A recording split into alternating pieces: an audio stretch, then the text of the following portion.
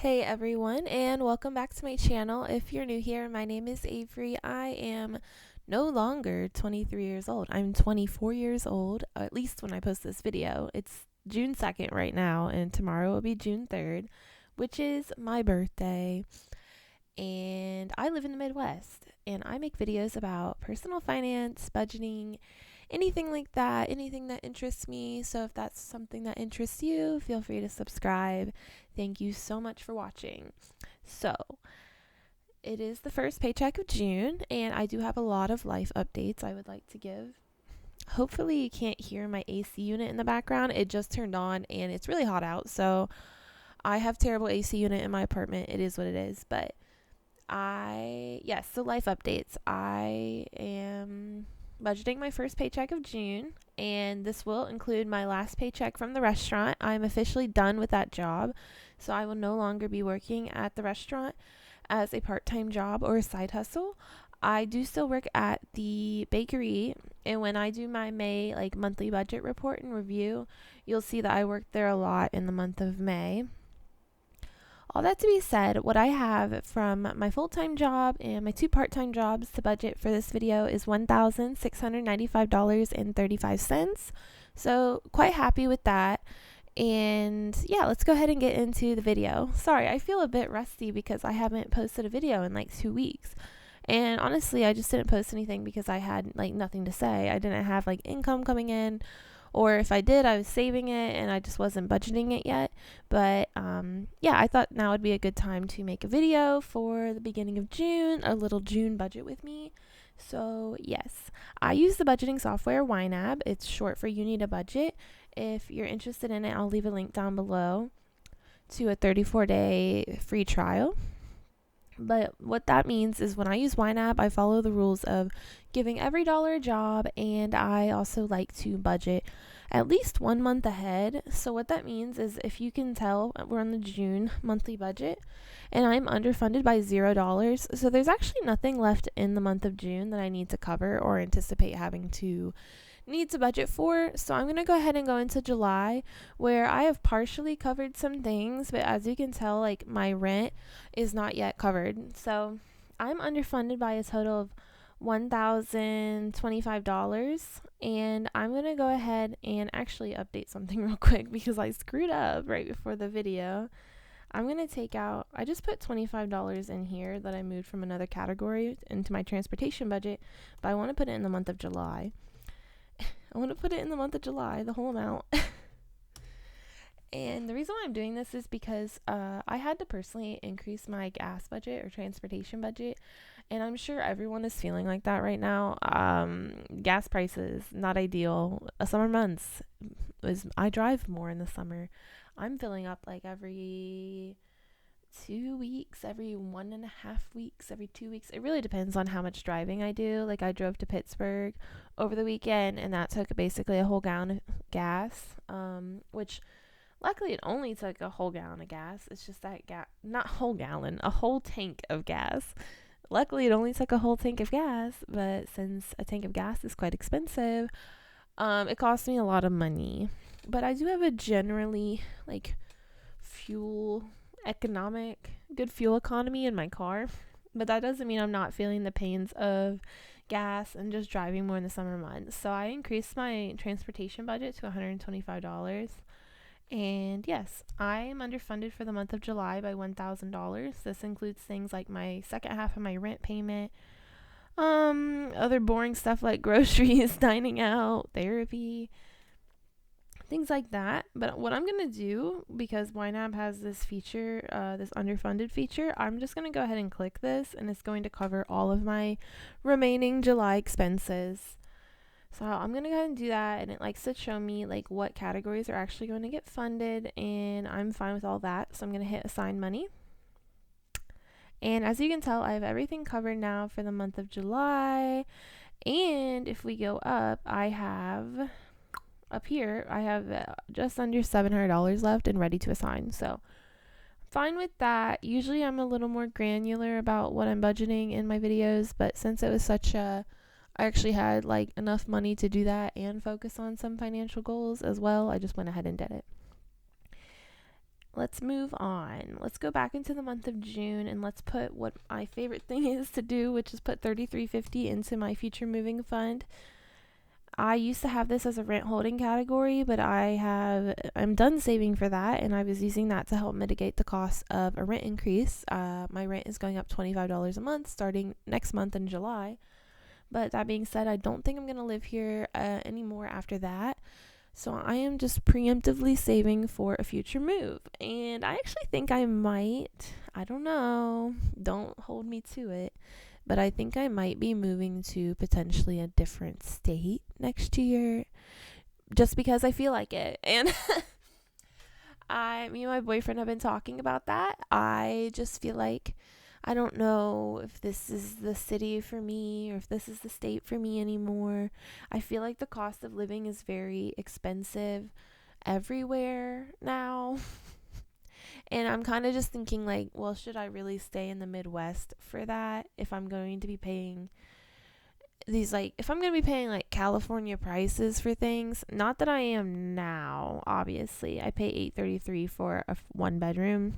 But I'm just thinking like the way my city's trajectory is going specifically, and with housing prices especially, I'm just like, why should I be here if I can't really afford the future that I want? I'm not like completely 100% set in stone on moving out. I do like the city I'm in for the most part, but I'm also not against it either. So that's probably something that might come up in future videos depending on how solidified of an idea we get on where we would like to move to. All that to be said, I put money into the moving fund, and if in the future, in the coming months, I do decide to lock down some next year's moving plans, I'm probably going to be increasing this goal quite a bit, considering interstate moves are expensive. But yeah, something I've been up to is thinking about moving. Something else I've been up to is saving for my vacation fund. I am going to New York City in the end of August, and I am currently assuming, or I'm budgeting for $1,200, and that should include flights, hotel, or like accommodations, and eating, events, seeing sights, whatever it is you do in New York, whatever I would need money for when I'm actually there. I've been taking a look at like flights, which are not bad. It's like $200, but then like the housing definitely seems like it might be the most expensive thing. I know we're planning on moving. I know we're planning on possibly staying in Manhattan, and yes, I do know there's probably cheaper places you can stay in New York City, but I'm not really interested in them, at least not right now. Maybe we will change that idea closer to the actual time that we move. Or not move. What am I talking about? By the time we go on the trip. But as of now, I'm kind of assuming that Manhattan is where we're going to stay for about a week, which will be quite expensive even if it's split multiple ways. All that to be said, right now the budget is $1,200 for this trip, but it might go up. I'm not sure yet. But I'm going to put that $100 that I need remaining to reach $1,200, and that goal is fully funded. And since that was in my Focus on Now category, I'm not going to do it right now because it'll be kind of janky, but I'm going to move it back down to probably the fun category. And that way I don't have to focus on it anymore and maybe bring up a new goal that I have. Moving on, I'm going to put $150 into my emergency fund. This is basically my new Focus on Now goal.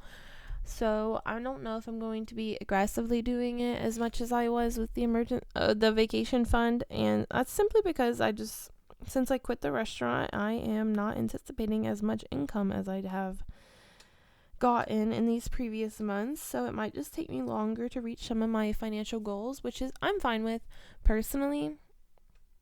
But yeah, that is the reality of what I'm dealing with. I decided to get more free time, but in exchange, I obviously have less money. I don't regret it though so far. It's been a couple of days, so I won't really know what it feels like until the weekend. So, yes. So I need $650 for my current emergency fund goal. That's another one where it's like, I probably in the ideal world would have more than $3,000 in there, but if we take a look at my total budget, I have almost $13,000 in my checking, savings, my credit union account. So in a true financial emergency, I have way more flexibility than the $2,350 that I currently have.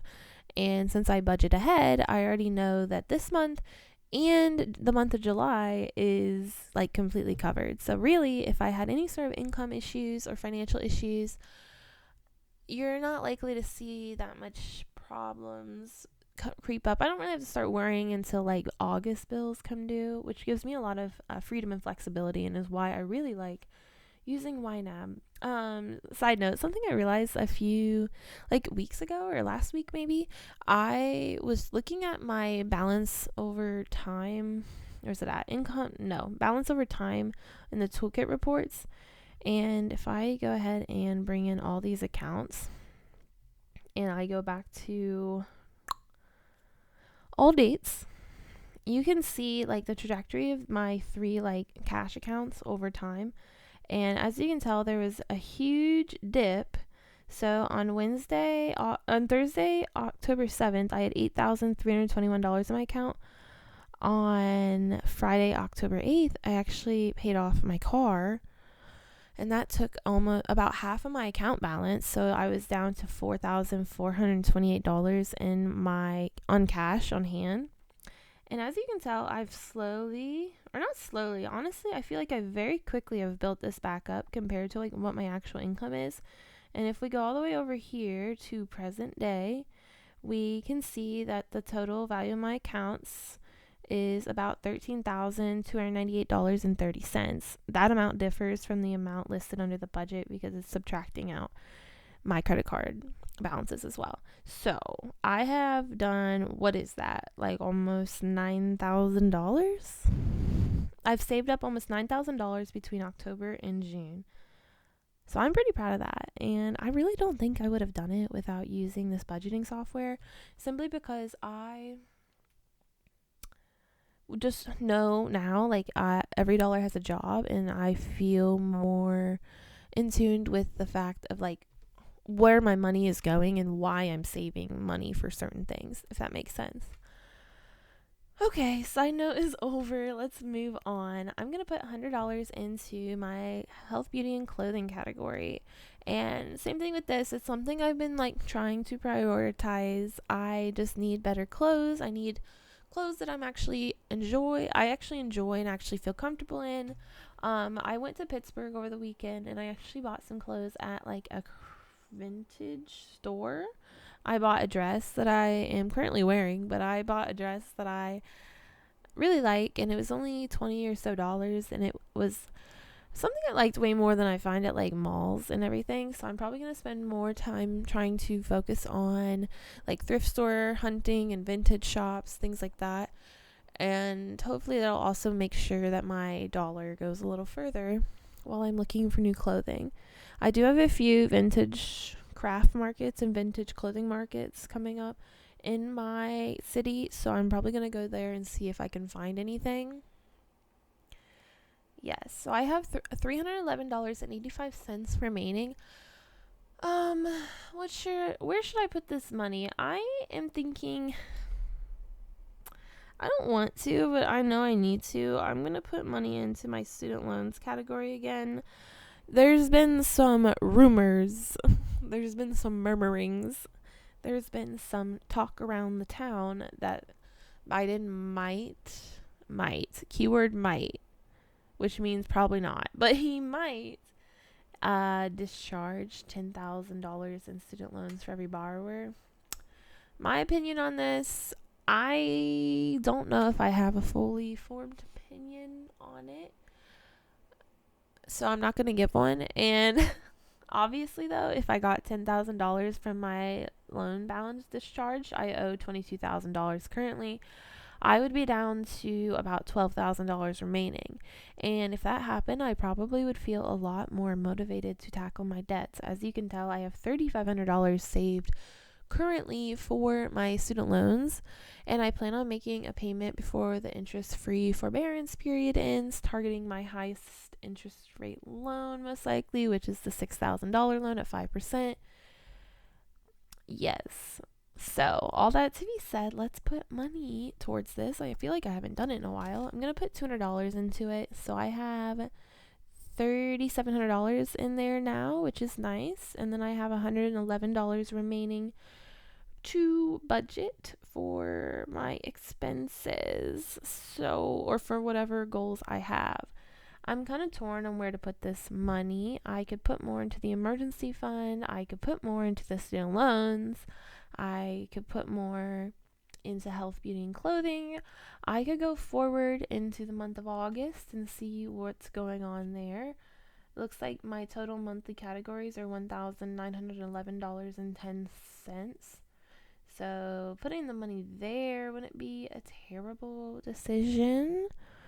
It's just, do I want to do that, I think what I'm going to do is I'm going to skim some money off the top of this that's remaining into my Roth IRA, because the market has been kind of down. Let me go back into June. Kind of down lately. So I've been trying to invest more because that's kind of where I'm at currently. I've been wanting to invest more instead of saving more for my student loans. Like, just the way everything is going, I feel like when the market is down, and because I'm still so young, even though I'm 24 now, I can really take advantage of the market. And I would ideally love to max out my Roth IRA. I don't think it's going to happen this year. I do have 10% of my income from my full-time job that goes into a pension account. So it's not like I'm not saving any money for retirement. I am saving at least 10%. Ideally, though, I'd like to get up to 15%. I'd have to check and see how close I am, but I think skimming money off the top would help. That to be said, $11.85, let's put it in there, and I'll invest that tomorrow when the market's open. Wait, yes, tomorrow when the market's open. I was like, what day is tomorrow? It should be open. It'll be a Friday. I'm posting this on a Friday. I think that's why I'm confused. And honestly, putting money into the medical fund might be a good idea, or into fund money, just because it's my birthday, and maybe I should treat myself. I do have money in the short trips account to treat myself for what I'm actually doing on my birthday. I'm going to a concert, and we're gonna eat and maybe get a couple drinks, and then the next day we're gonna get breakfast. So hopefully I have enough money for that. I have my focus on later categories. I could start focusing on one of them. Christmas feels like it's coming up. No, I don't want to. Let's put $50 more into the emergency fund, because that's always good. And let's put $50 more into my student loans, ?